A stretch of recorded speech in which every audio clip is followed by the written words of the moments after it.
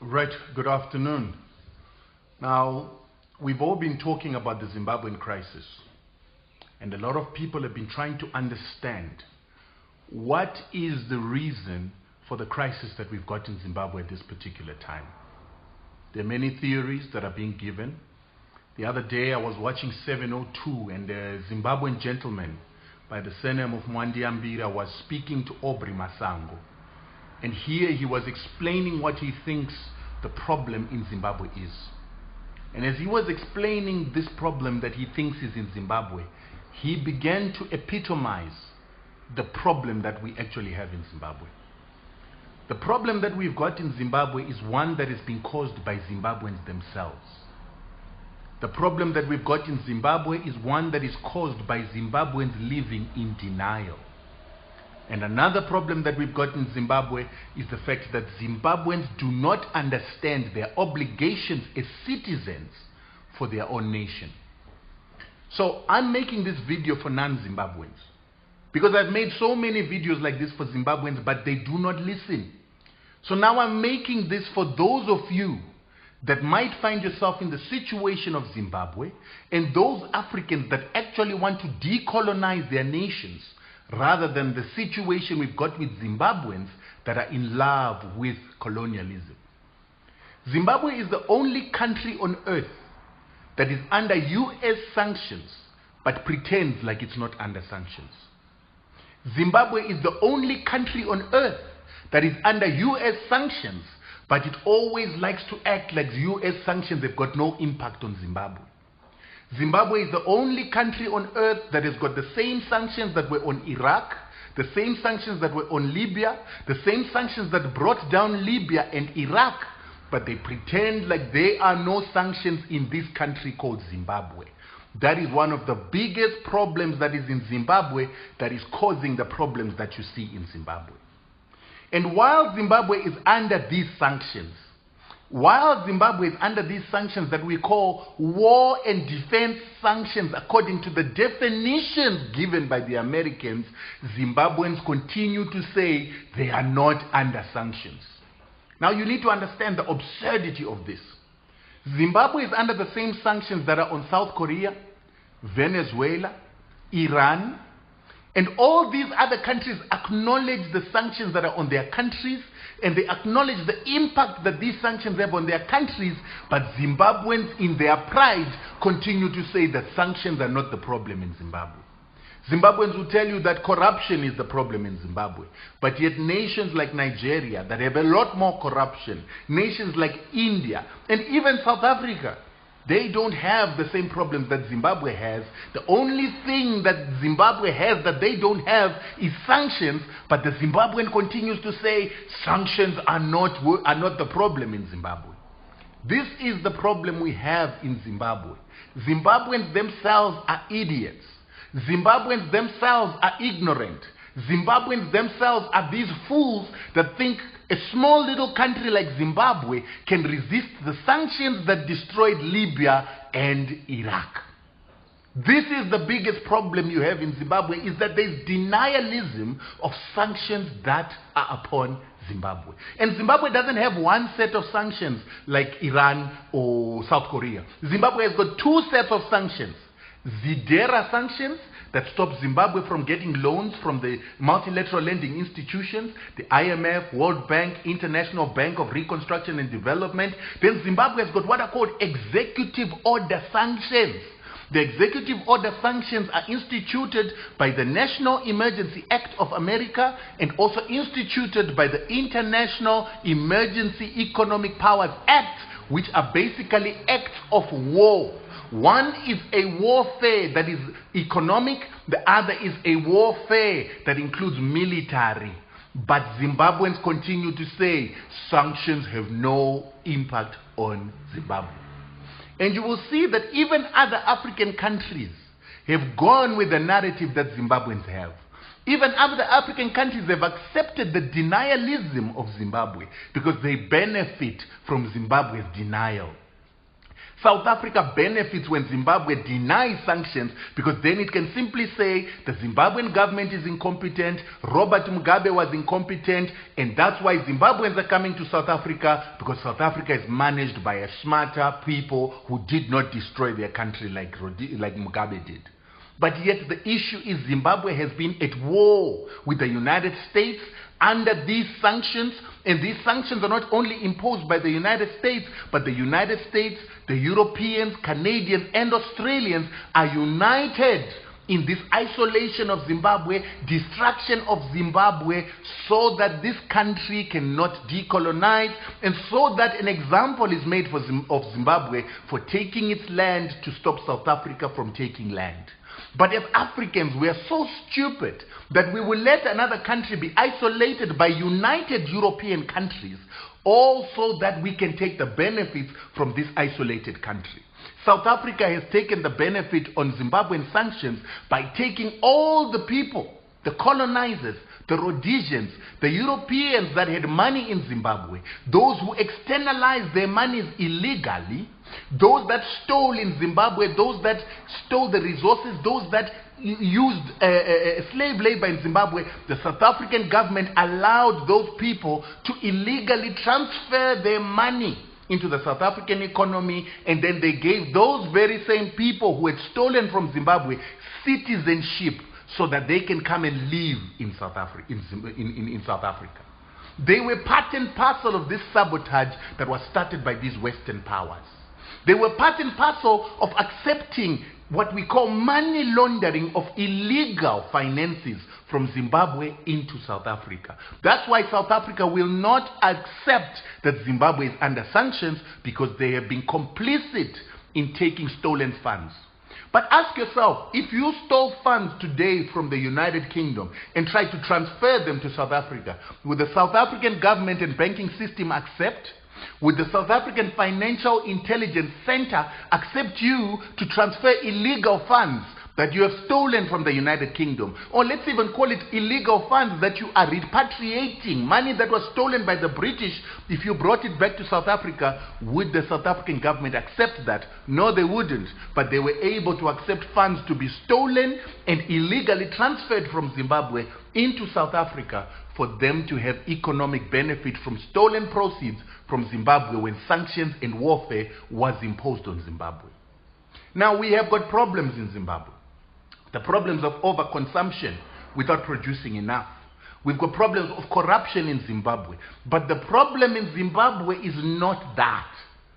These things have an impact on Zimbabwe, just like corruption has an impact on South Africa, overconsumption has an impact on South Africa, overconsumption has an impact on most of Africa, but the impact that is on Zimbabwe is one that is caused by something much more than that, which is the sanctions that are on Zimbabwe. Why do I say this?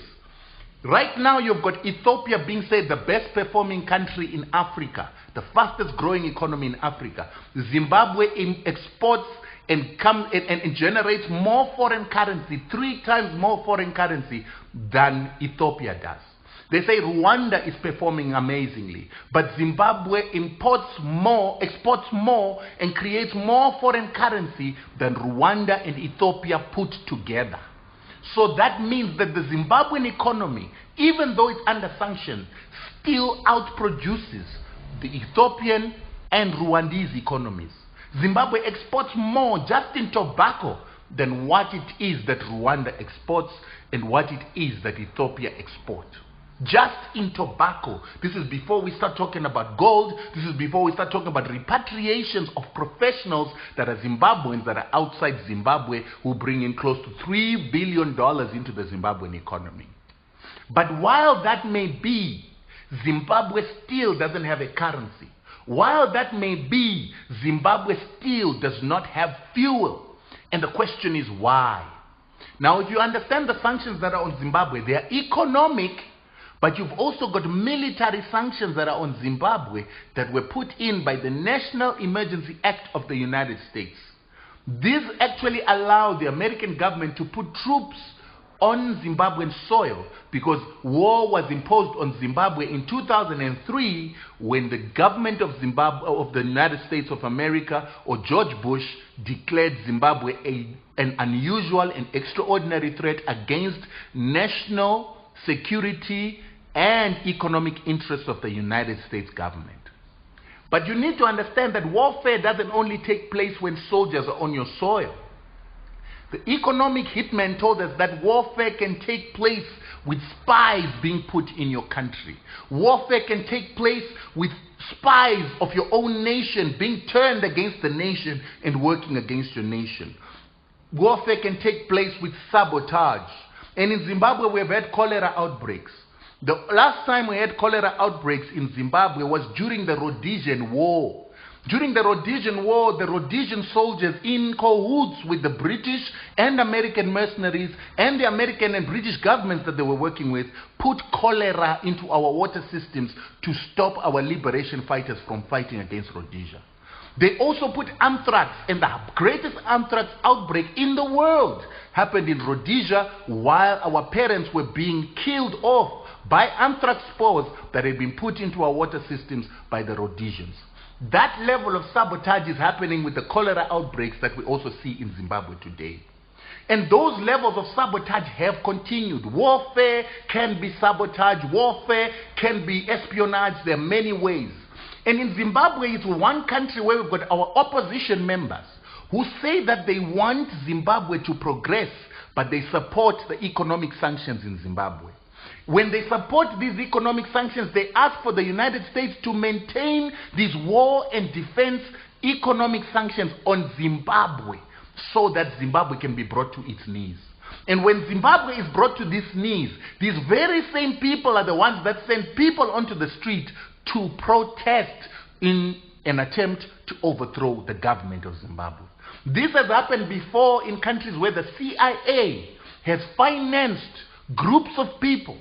In Iran, during the Shah, in Libya, in Iraq, to overthrow governments so that they can put in opposition party puppets into power.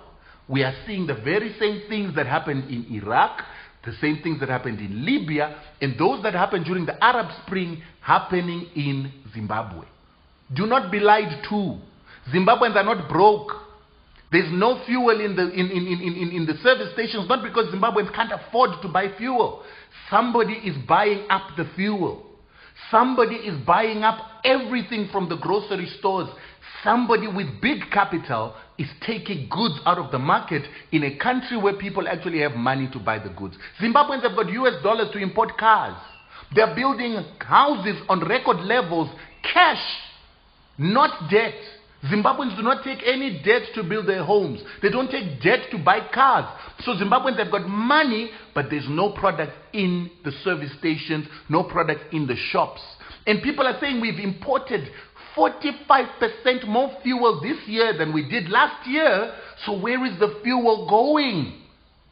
There are cartels that are operating in Zimbabwe, part and parcel of the sabotage that we're talking about. But the Zimbabwean is the only one that cannot see the mechanisms that were used in Libya, the mechanisms that were used in Iraq, operating in Zimbabwe right now. Now I'm saying to you, here in South Africa, you guys want to take land without compensation. The sanctions around Zimbabwe are actually an example to you. They are being instituted on Zimbabwe as a warning to South Africa that if you try to take land without compensation, if you try to radically transform the economy, what is happening to Zimbabwe will happen to you. And to prove to you that what I'm right is true, what do you think the American soldiers in Botswana are there for? They are there to bring in the National Emergency Act fulfillment by military action if need be. The same thing that happened to Libya when AFRICOM surrounded Libya with armies and their troops to eventually go into Libya and take off Muammar Gaddafi. Zimbabwe is at the brink of something similar, but Zimbabweans don't know that.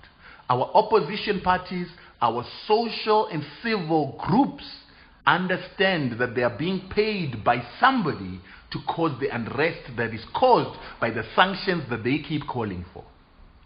It's time that you start understanding what's happening. Neocolonialism 2.0. Neocolonialism 2.0 is taking place in Africa, and African leaders are quiet, silent, and they are sabotaging each other in the process. Never forget that it is South Africa that signed the UN resolution that put a no-fly zone over Libya that saw Muammar Gaddafi removed. That is why the ANC government does not speak of the sanctions that are on Zimbabwe, because they are complicit with those very same sanctions, because this country of South Africa is under the control of white monopoly capital that tells the ANC government what to do. Julius Malema understands this well. This is why today he is beginning to talk about African unity, because he knows that if South Africa is to try and take land and other African countries isolate South Africa the way that Zimbabwe was isolated, South Africa would collapse in less than 3 months. Because this country doesn't own its seeds, it doesn't own its banks, it doesn't own its houses, it doesn't own its land. Basically, white monopoly capital will be able to collapse this economy, what they could not do to Zimbabwe. It's time that we understand this. And it's time somebody spoke this truth, that Zimbabweans are in the position that they are in because they are under a warfare through the United States government and her European and Western allies, but Zimbabwe is pretending like nothing is going on. Yet it's got the same sanctions that were on Libya and Iraq, the same sanctions that brought down Libya and Iraq. That's why Zimbabwe is struggling. That's why Zimbabwe has got all the problems that it has. Don't let anybody tell you that it's an issue of corruption. Which country doesn't have corruption? America itself has got corruption, and corruption makes Americans rich. But Zimbabwe is under these sanctions, this warfare, and is being isolated by other African countries that benefit from Zimbabwe's demise.